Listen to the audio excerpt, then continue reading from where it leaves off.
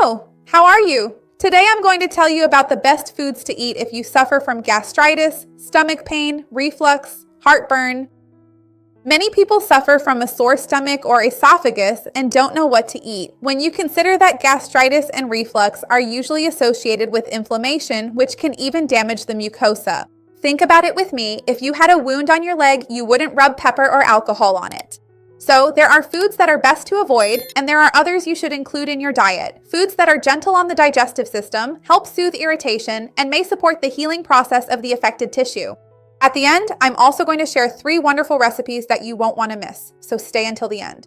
The first food on our list is the potato. And I know that many times it's underestimated by people who think, potatoes, I don't want to eat potatoes, it's just pure carbs. But that's not really the case, especially when it comes to gastritis and reflux. For several reasons, it's a fantastic food. First, because potatoes have a more basic pH, so they help neutralize the pH of people who suffer from gastritis or reflux, who tend to have a more acidic pH. So it helps to alkalize that pH, providing immediate relief.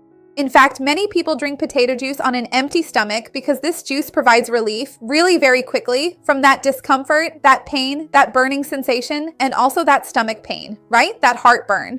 In addition, potatoes naturally contain starch, which, when it comes into contact with the contents of the stomach, forms a gel-like consistency. This can create a protective coating that may help shield the stomach lining and soothe the gastric mucosa. So it also helps to provide physical improvement, preventing the acidic gastric contents from coming into contact with the stomach's own cells. So it's very interesting and really cool.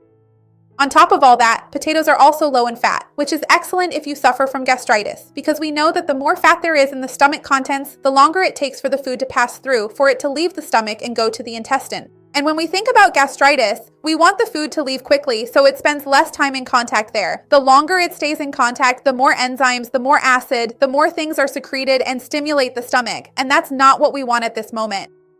And it also digests very quickly. It's very light, very easy to consume, especially if you eat it well cooked, if you have it as mashed potatoes. I'm not talking about French fries, just to be clear. I even have a really nice video here teaching how to make potato juice at home, giving lots of other great tips for the stomach, and I'll leave it down below in the description for you.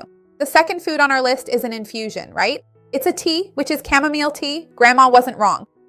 This has already been a tradition, right? Centuries old for many people, but it also has scientific backing because chamomile contains apigenin, bisabolol, and flavonoids, which are compounds that can help modulate inflammation, protect tissues, provide digestive comfort. In other words, many people who feel that sensation of irritation, tightness, or stomach pain notice relief when they drink chamomile tea.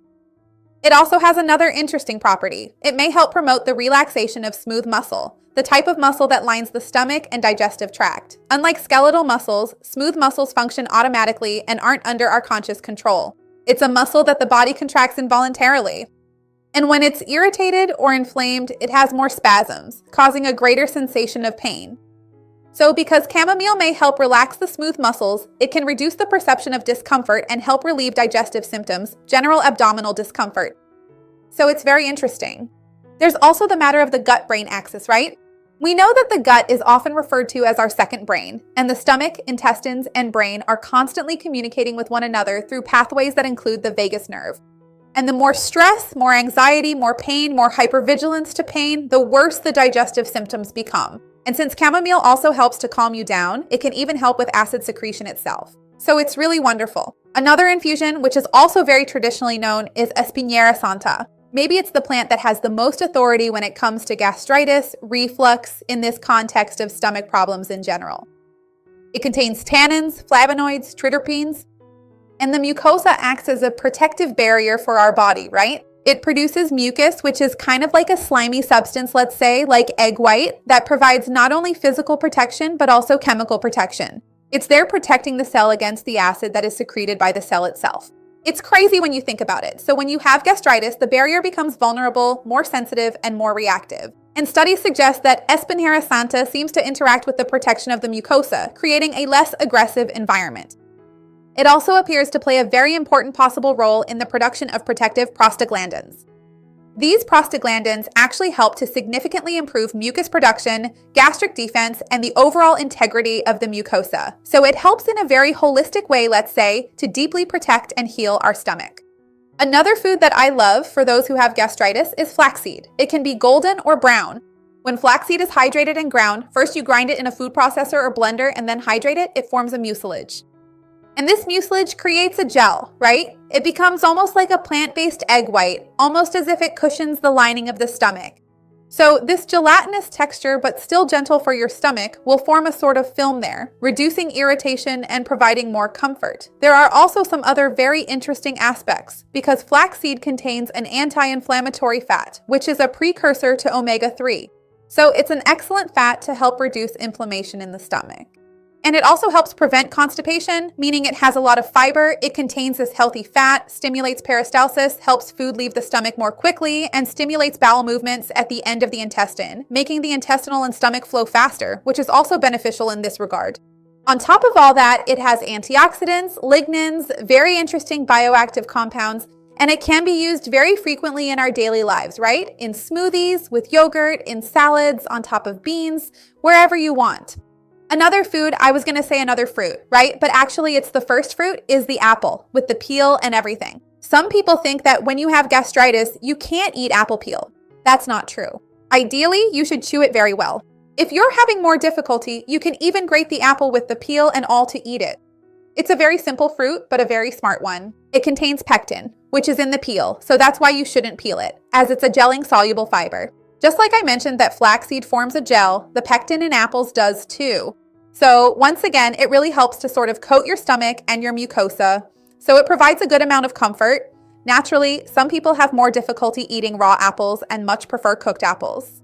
You can cook it if you want, with the peel and all, and it's actually a great option for replacing sweets too. People who have active inflammation in the stomach should not consume sugar because it is pro-inflammatory.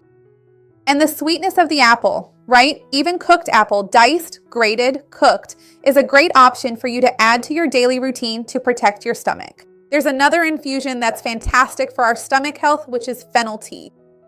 It's also very much associated with the stomach, digestion, bloating, gas, that heavy feeling in the stomach. And it's been used for many, many decades and for good reason. It contains anethol and can also help promote the functional relaxation of the stomach, improve digestion, and eliminate excess gas. We know that abdominal pressure, reflux, and stomach pain are all very interconnected. When your belly has a lot of gas and is more bloated, abdominal pressure increases and the chances of reflux go up. In other words, the acid that's already in your stomach can reflux more easily. And on the other hand, if you manage to eliminate more gas, this pressure decreases and there's less discomfort for many people. So sometimes reflux and stomach pain get worse because of intra-abdominal pressure, and fennel tea can really help in this regard. If you're enjoying the video, before I talk about the last food and move on to the recipes, I want to ask you to like the video. It's very important to me and it doesn't cost you anything. So if you can, leave your like and share it with anyone you know who needs help with their stomach or with reflux. Let's expand our chain of kindness. Our last food is kale. Many people are surprised because they think, my God, it's a leaf. A food that's tough, fibrous, how can that help? Kale really is one of the most interesting foods for stomach health. It contains glucosinolates, sulforaphane, vitamin C, carotenoids, polyphenols, so it's really a powerhouse of good things for our stomach. Sulforaphane has already been extensively studied scientifically for its antioxidant and anti-inflammatory modulating effects. So it helps improve the issue of scar tissue, right? That forms there. The healing of tissue, to be more precise, in the stomach. And there are interesting experimental studies about a more favorable gastric environment and H. pylori. This doesn't mean it will eliminate the bacteria on its own, just to be clear, but together with antibiotics and medical supervision, it can further improve the resolution of this problem.